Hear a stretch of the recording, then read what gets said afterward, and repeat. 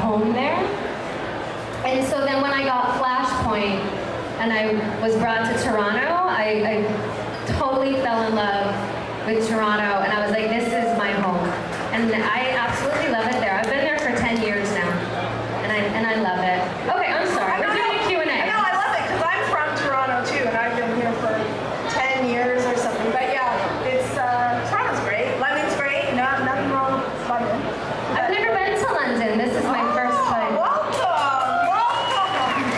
Can you guys, is it really hard to hear, or can you hear? Oh, okay. Yeah, it sounds funny. It sounds funnier up here. Maybe it's this one. Anyway. So here we are. So you brought up your movie. Can we talk a little bit about that? Just Sure. in case people aren't here later tonight. Sure. Yeah. So it's called The Space Between. It stars Michael Cram, who was on Flashpoint with me, is the star of the film. It's about I don't know why I keep feeling like I need to stand up, because I kind of get like lost in the couch. But it's about a guy who discovers that his child is not his own. And his wife had taken his infertility into her own hands, and she sleeps with the busboy at work, who happens to be a redheaded university student. And so the movie starts off with him discovering this, and he goes on this road trip journey to find the biological baby daddy. And it's a heartfelt comedy. And Michael Ironside's in it. Do you guys remember Michael Ironside? He plays my father in the movie. I'm in the movie too. And he's so good in it. He's really great. And then, do you guys remember who Jane Eastwood is? Yeah, she's like a Canadian icon. She's a comedian. She's Amazing. And she's so funny. So she's in the movie with Christian Brune, who's on Orphan Black. Funny dude. Anyway, I'm quite proud of the film. And so if you can't come tonight and watch the movie with me at 7 p.m., it's actually now on iTunes and on Google Play and a couple other platforms. It's available online. But if you go to thespacebetweenfeaturefilm.com, then it'll tell you where you can watch it. And I would love for you guys to see it, because I am so focused now on shifting my career from acting to filmmaking. I absolutely love directing and writing, and this is all I want to do with my life now, as in my career, is write and direct and make films. So it would be really nice if you could check it out and come on the ride with me, because right now I'm working on my next film. It's called Breaking Emma, and I'm going to shoot that next year. And it's loosely based off of my own experience of leaving Los Angeles and moving my life to Canada. So that'll be fun. That'll be a heartfelt comedy as well. Anyway, should we talk about Power Rangers or something? I just want to start with that because I'm fascinated with everything else that you do, but I know there's a lot of Power Rangers. Can I ask you, how did you audition for that? How did that all come about? For the Power Rangers? Yeah. So that was my first job that I ever had. I just moved out to Los Angeles, and I was taking some acting classes from a woman named Katie Wallens, who owned a casting company. And so she was casting Dino Rangers at the time, and I auditioned for Kimberly, and I got the role. And so that was really my first audition and my first job, which has been such a blessing for the last 25 years, which I had no idea at that time. I mean, really, when I got the part, I was not that impressed with the fact that I was going to be in spandex on national television. But you look so awesome. What do you mean? Oh, thanks. I was going to say I would not put on that suit again now, but I did like 3 years ago at the corner of Yonge and Dundas to raise money for The Space Between. But I won't go back to that topic again because it might bore you, but it doesn't bore me at all. Awesome, it's awesome. It's an awesome story. But I put on this suit and I bust at the corner of Yonge and Dundas to raise money to make my first feature film. That's passion. One of my best friends was like, "You are a brave woman."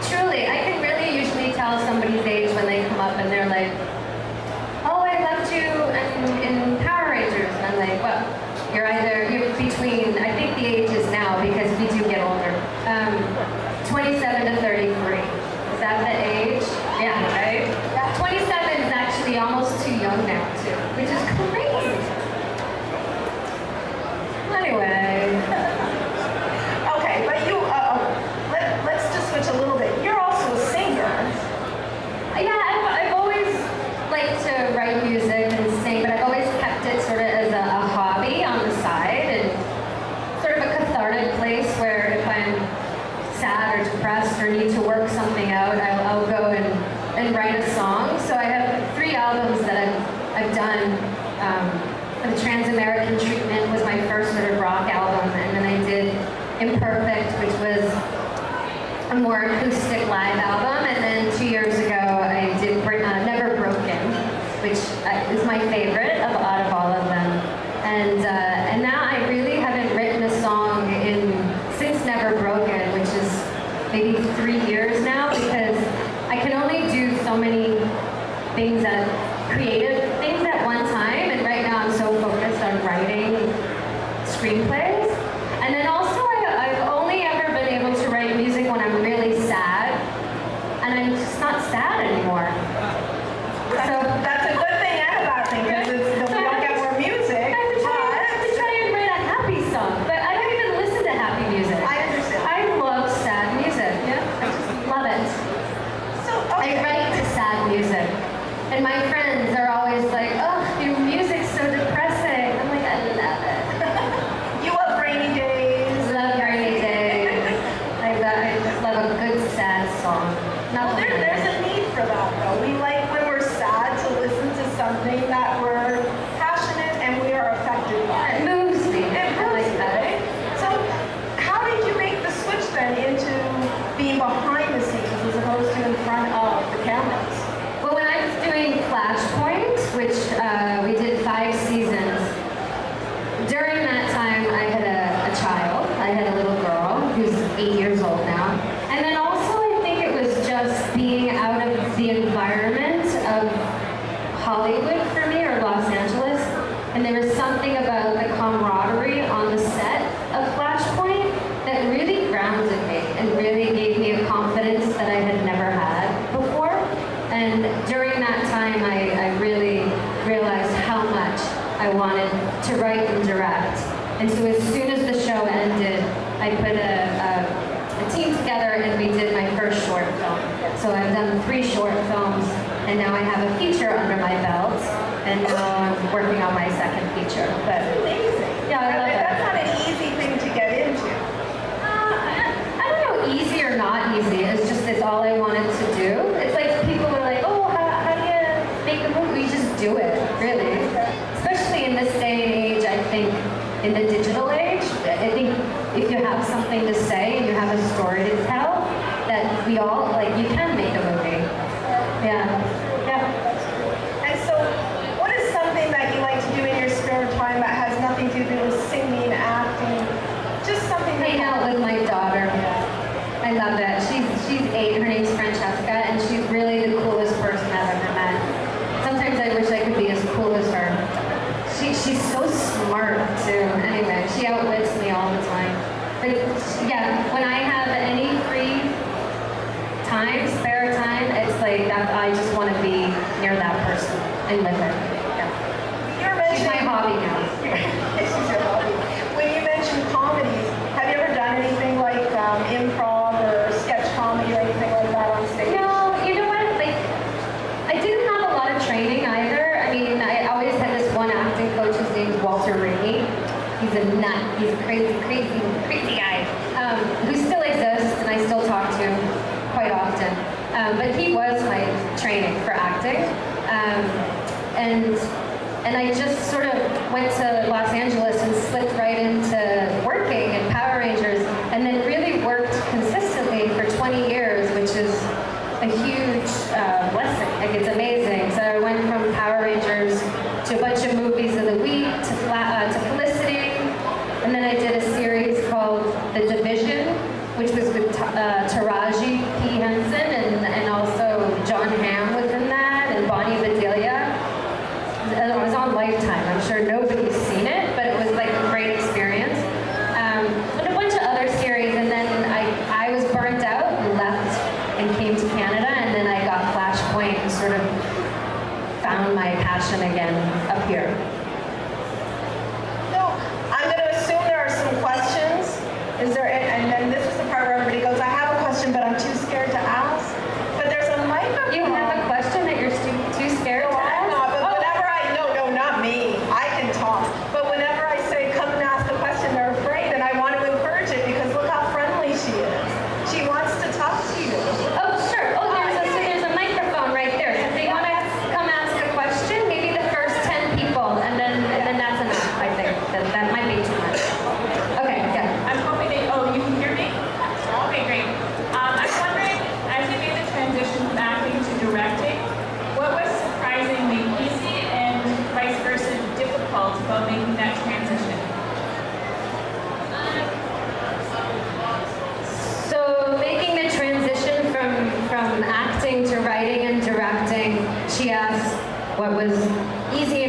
difficult. I guess the easiest part for me has been that as soon as I started directing, I realized that this is what I was like born to do. This is every part of my personality was suddenly being utilized to its like full extent on a set and running around, and I get to be a little bit bossy and like, you know, I just get to like fully be me.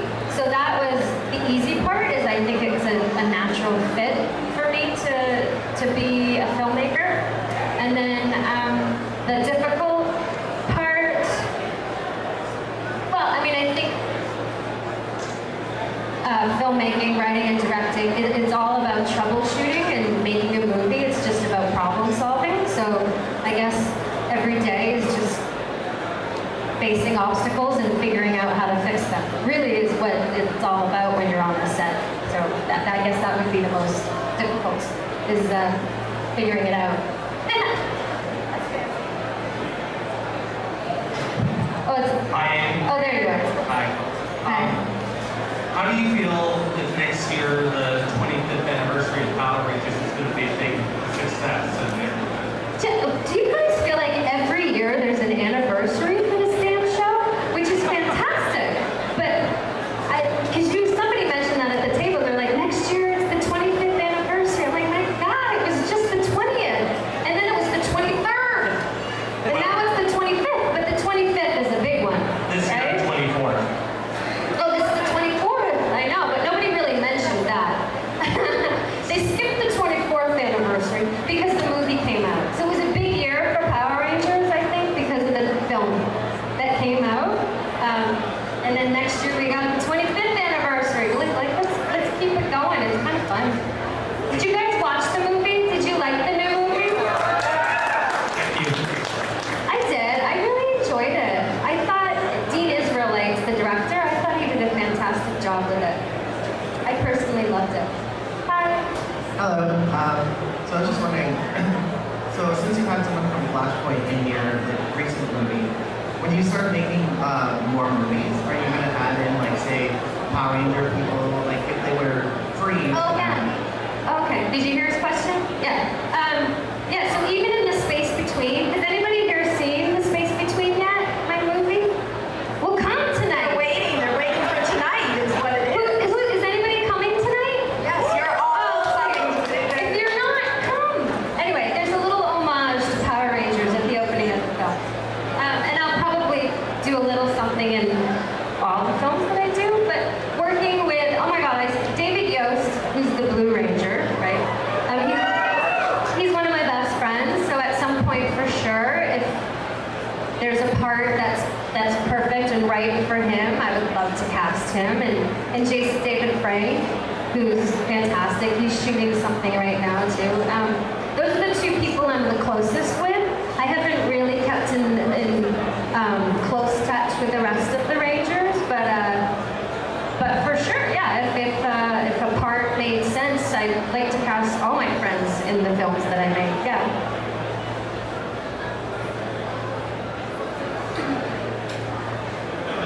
Hello. Hello. It's another Power Rangers question. Sorry. Oh no, that's okay. I don't mind the Power Rangers questions actually. What's your fondest memory filming the series?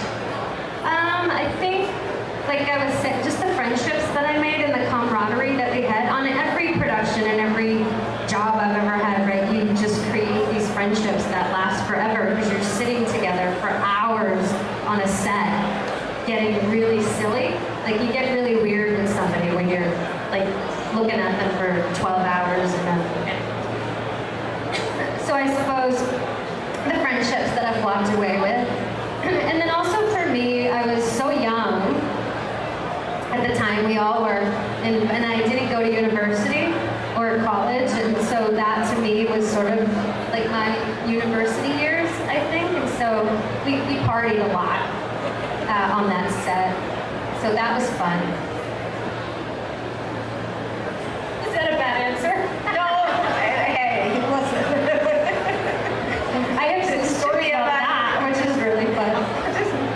Like sitting up in the Zord, what do you call it? What? A Zord. And like the grips had given me a little doobie, and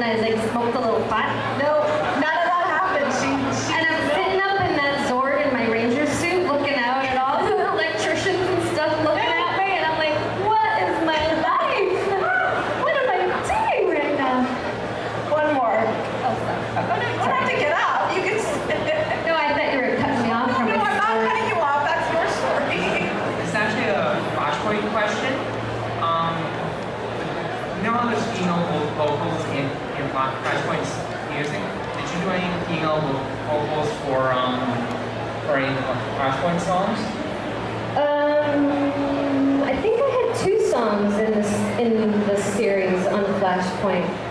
I had a song I wrote called Goodbye at the end of an episode of Flashpoint, and then I believe, and then they used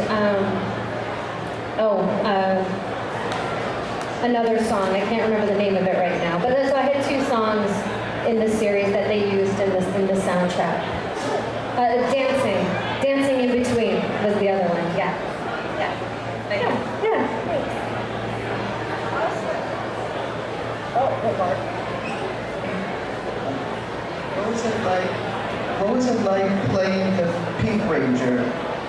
What was it like? Well, it was really, really fun. I had a blast playing the Pink Ranger. I did. You know what was a blast? It was so fun. We did the movie in Australia. So that was super fun. And for some reason it took 8 months to film that damn thing. Like, no movie takes 8 months. But we were in Australia for that long, which was so much fun. I think because they fired Dulcia halfway through, who happened to be like Mariska Haggerty, who ended up like being the highest paid TV actress ever. Like, why they fired her, I don't know. But then they cast another wonderful person to play Dulcia in the film. But I think because of that, we had to reshoot like a ton of stuff. So we ended up being in Australia for a super long time, and that was really fun. It was the first time like being away for that long. And that was fun. What else? I don't know. It was really great being the Pink Ranger, for sure. And then what I find is really awesome about it is that now in transitioning into filmmaking, I have all of this support and loyalty from people that I've never met, but have known me through this character that I played 24 years ago, almost 25, that I couldn't have created myself. You know what I mean? Like, there's such a blessing to the longevity of the loyalty that comes along with being the Pink Ranger. Is that a good answer? That was a long You have answer. a huge fan base. I mean, It's really incredible. Yes, it's nice. It's really nice. But you're all going to come see the movie tonight. Yes. And the other thing that I find really cool, besides just the support and the loyalty, is that at the time, I was 21, 22 years old, shooting the show, and I had no idea the impact that it was having on little girls and little boys, and how it was inspiring people, and the stories that I hear of, like, just helping people get through horrible situations or bad times in their life, or a death of a parent, or coming out, or whatever. I had no idea. I was completely oblivious to the effect that this show that I was on was doing and helping people. That now, in hearing their stories that people have grown up, it's like this amazing free karma. Like, it's like this really cool thing to be a part of, and that was no clear intention of mine, but it's just really cool to have been a part of that. And so coming to these kind of conventions, you get to actually speak with people. Yeah, and hear their stories, and I've met some pretty incredible people who have gone through some pretty incredible things, and it's humbling and really awesome to have been a part of what helps them get through the hard times. It's really cool. So it's a little lump in that throat, actually. Me too. It really is touching, and I love to see people interact, because they grew up watching you, and here they are. It's a little surreal, right? They get to speak with you and see that you're a normal person, that you can speak with. Yeah. I've done a few shows now over the last 2 years, but the first show I did about 2 years ago, halfway through, I had to take a break, and I went in the back and I sobbed. I had this moment where I was like, holy crap, like, I just met some people who have been through some really heavy stuff, and it was very overwhelming. But now so many people now that I can hold it together. Well, we have a room where you can go if you need to write a song or Or a movie, right? Yeah, in the space between, one of the biggest themes of the movie is that pain creates passion. And I've had a lot of pain in my life, as we all have our own crap to deal with. And that's like the biggest theme in it, and that's the biggest thing that I've learned from meeting so many wonderful, inspiring people is the passion that comes from the pain of what we have to go through, which is pretty awesome. Now, your fans, where can they find more information about what you're doing, what's coming up? Where can they find that information? So I have a website I haven't updated in a year. Yeah, sorry. I need to get to that. Right now, really, I mean, I do have I'm on Twitter and Facebook. Facebook and Instagram is under A to the double J. I don't know why. And then Twitter is _ Amy Jo Johnson. And then I have a website, amyjojohnson.com, which will be updated at some point. And then the film, The Space Between, is thespacebetweenfeaturefilm.com. And all the screenings and where it's available now is on there.